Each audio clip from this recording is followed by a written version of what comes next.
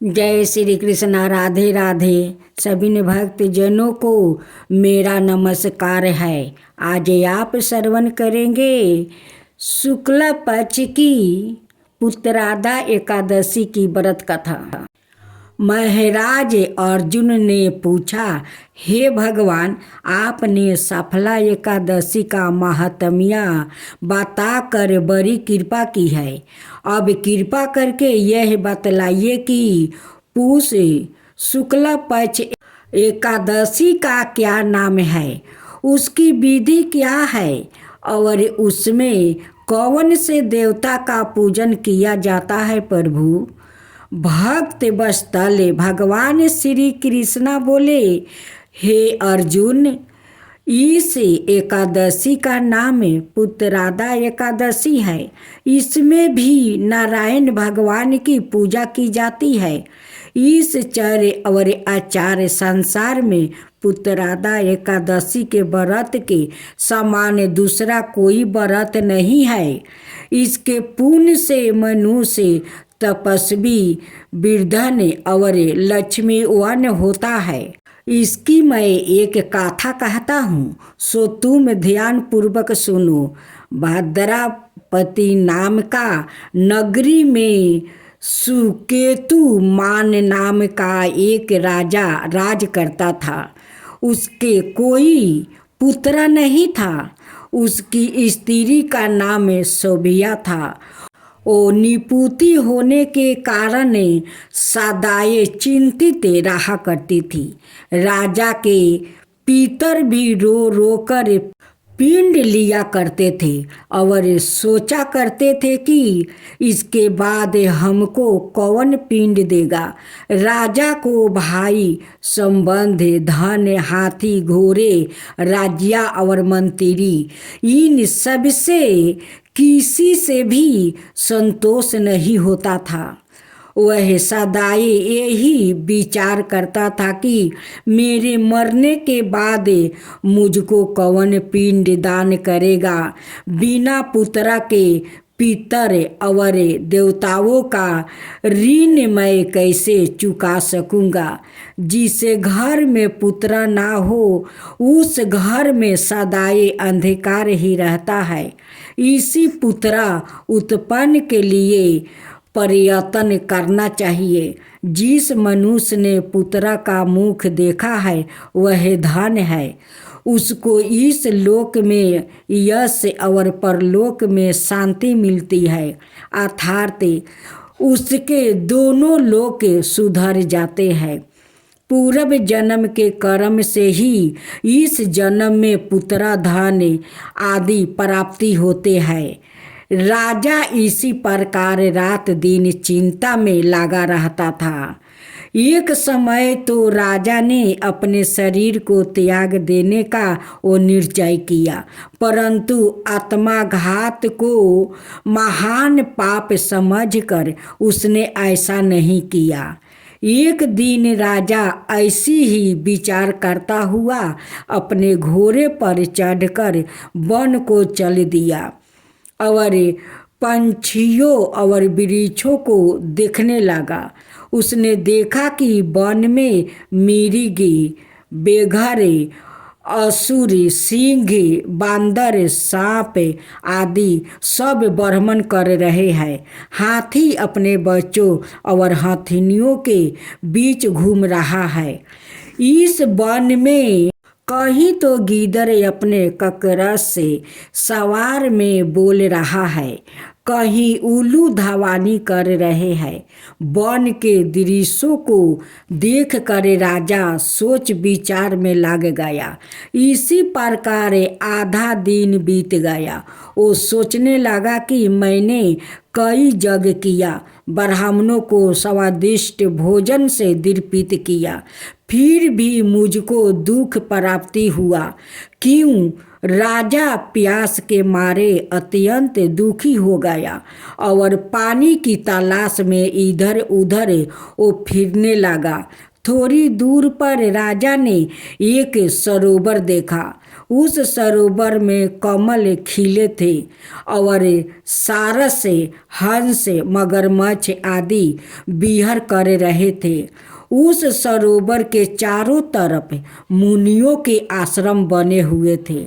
उसी समय राजा के दाहिने अंग फरकने लगा। राजा शुभ शगुन समझकर घोड़े से उतरकर मुनियों को दंडवत प्रणाम करके बैठ गया। राजा को देखकर मुनियों ने कहा, हे राजन, हम तुमसे अत्यंत प्रसन्न है। तुम्हारी क्या इच्छा है सो कहो। राजा ने पूछा, महाराज आप कौन है और किस लिए यहाँ आए हैं, कृपा करके बताइए। मुनि कहने लगे कि हे राजन, आज संतान देने वाली पुत्रादा एकादशी है। हम लोग विश्वादेव और इस सरोवर में स्नान करने के लिए आए हैं। यह सुनकर राजा कहने लगा कि महाराज, मेरी भी कोई संतान नहीं है। यदि आप मुझ पर प्रसन्न है तो एक पुत्र का वरदान दीजिए। मुनि बोले, हे राजन, आज पुत्रादा एकादशी है। आप अवश्य ही इसका व्रत करें। भगवान की कृपा से अवश्य ही आपका घर में पुत्र होगा। मुनि के वचनों को सुनकर राजा ने उसी दिन एकादशी का व्रत किया और द्वादशी को उसका पारण किया। इसके पश्चात मुनियों को प्रणाम करके वो महल में वापस आ गया। कुछ समय बीतने के बाद रानी ने गर्भ धारण किया और 9 महीने के बाद उनके एक पुत्र हुआ। वह राजकुमार अत्यंत शूरवीर, यशस्वी और प्रजापालक हुआ। श्री कृष्णा बोले, हे राजन, पुत्र की प्राप्ति के लिए पुत्रादा एकादशी का व्रत करना चाहिए। जो मनुष्य इस महात्म्य को पढ़ता या सुनता है उसे अंत में स्वर्ग की प्राप्ति होता है। तुलसी विवाह से जोड़ी पौराणिक कथा। माता तुलसी का असली नाम बिंदा था। उनका जन्म राक्षस कुल में हुआ था, लेकिन वह श्री हरि विष्णु की परम भक्त थी। बिंदा जब बड़ी हुई तो उनका विवाह जलंधर नाम के असुर से करवा दिया गया। बिंदा भगवान विष्णु की परम भक्त तो थी ही, साथ ही वह पतिव्रता स्त्री भी थी। उनकी भक्ति और पूजा के कारण उनका पति जलंधर अजय होता गया और इसके चलते उसे अपनी शक्तियों पर अभिमान हो गया था और उसने स्वर्ग पर आक्रमण कर देव कन्याओं को अपने अधिकार में ले लिया। इससे क्रोधित होकर सभी देव भगवान श्री हरि विष्णु की शरण में गया और जलंधर के आतंक का अंत करने की प्रार्थना की। परंतु जलंधर का अंत करने के लिए सबसे पहले उसकी पत्नी बिंदा का सतीव्रता भंग करना आवश्यक था। भगवान विष्णु ने अपनी माया से जलंधर का रूप धारण कर लिया। बिंदा का पतिव्रता धर्म को नष्ट कर दिया और इसके परिणाम स्वरूप जलंधर की शक्ति छीन हो गई और वह युद्ध में मारा गया। लेकिन जब बिंदा को श्री हरि के छल का पता चला तो उन्होंने भगवान विष्णु से कहा, हे नाथ, मैंने आजीवन आपकी आराधना की है। आपने मेरे साथ ऐसा कृत्य कैसे किया?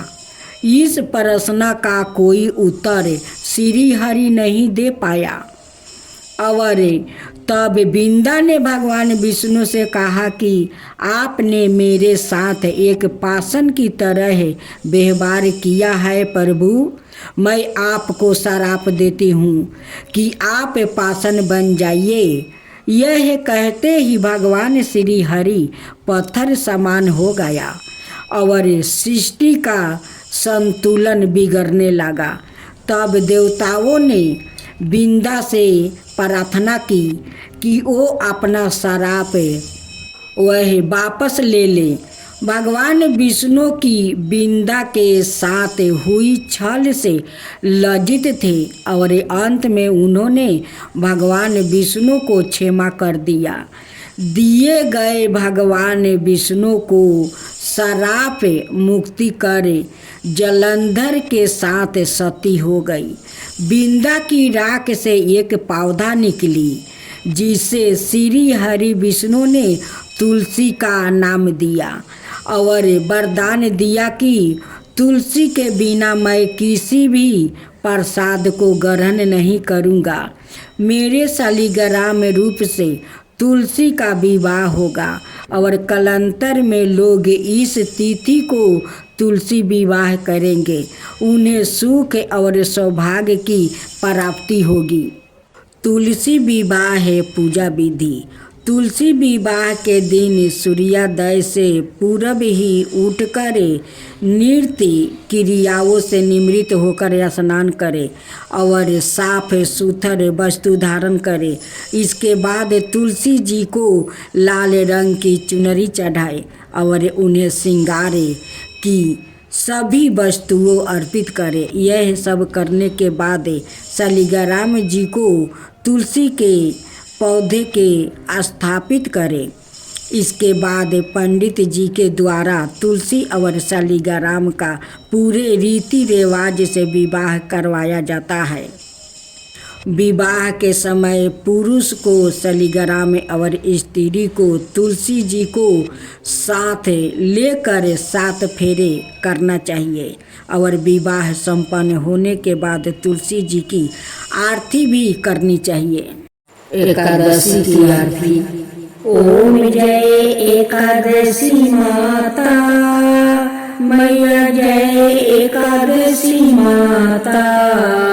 विष्णु पूजा व्रत को धारण कर सकती मुक्ति पाता। तेरे नाम गिनाऊं देवी, भक्ति प्रदान करनी। ओम जय एकादशी माता। गुणी गौरव की देवी माता, शास्त्रों में बरनी।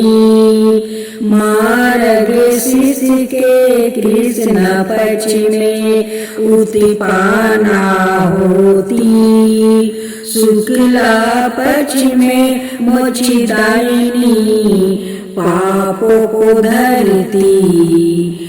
पूर्णिमासी के कृष्ण पक्ष की सफला नाम कहे, सफला नाम कहे। शुक्ला पक्ष में होए पुत्र राधा, आनंद से अधिक रहे।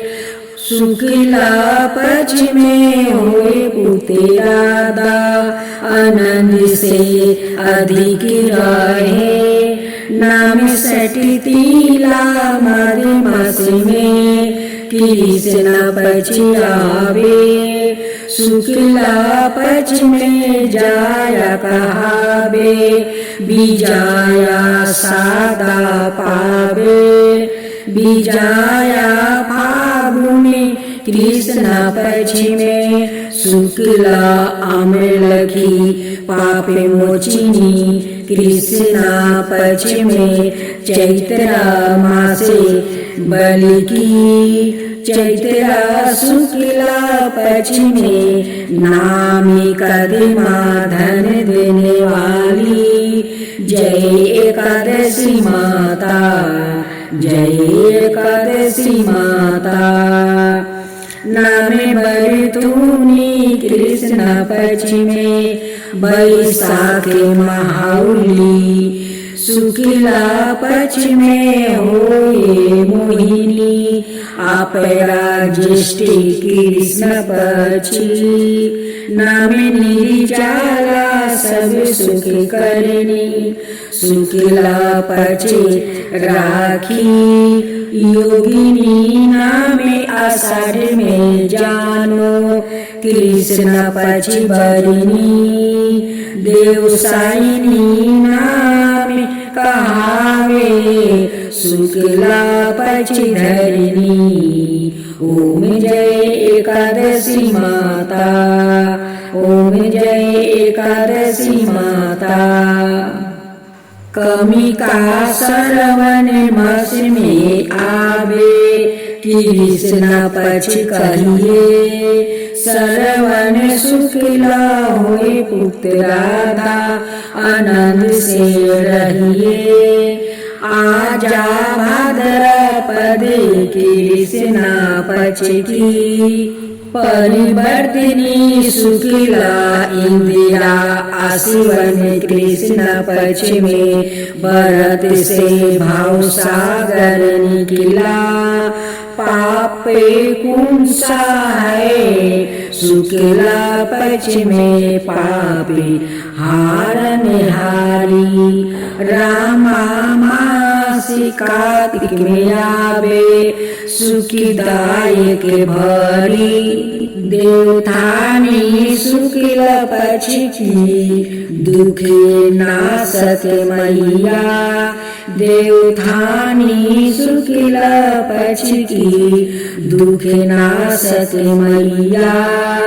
लोधी मास की करो मिनती पार करो नैया। लोधी मास की करो मिनती पार करो नैया। शुक्ला लोध में हुए परिमिनी दुखी दलिदरता हरिणी। परमा कृष्ण पक्ष में होती जन्म मंडल करनी। जो कोई आरती एकादशी की भक्ति सहित गावे। जो कोई आरती एकादशी की भक्ति सहित गावे। जन रघुनाथ सर्ग का वासन जय को पावे। जन रघुनाथ सर्ग का वासन जय ओ पावे। ओम एकादशी माता। ओम जय एकादशी माता। आप श्रवण करें श्री जगदीश जी की आरती। ओम जय जगदीश हरे स्वामी।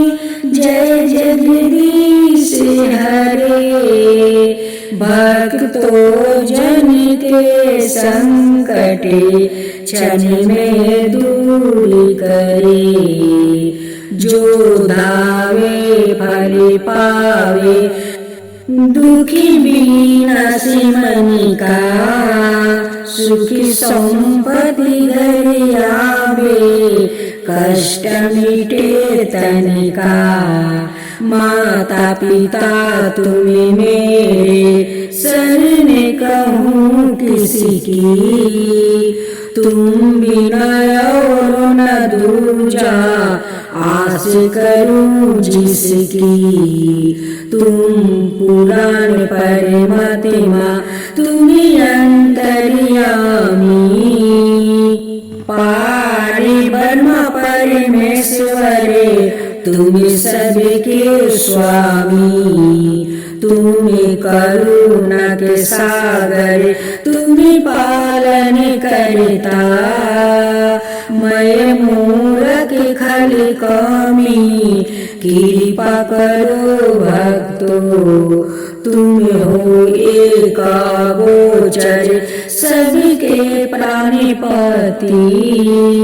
किसी विधि मिलू दयामा तुमको मैं कुमिति।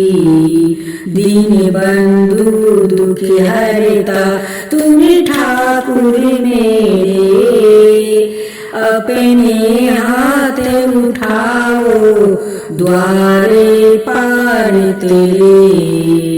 अपने हाथ उठाओ द्वारे पार तेरे विषय विकार मिटाओ पाप हरो देवा श्रद्धा भक्ति बढ़ाओ संतन की सेवा श्रद्धा भक्ति बढ़ाओ संतन की सेवा ओम जय जगदीश हरे ओम जय जगदीश हरे।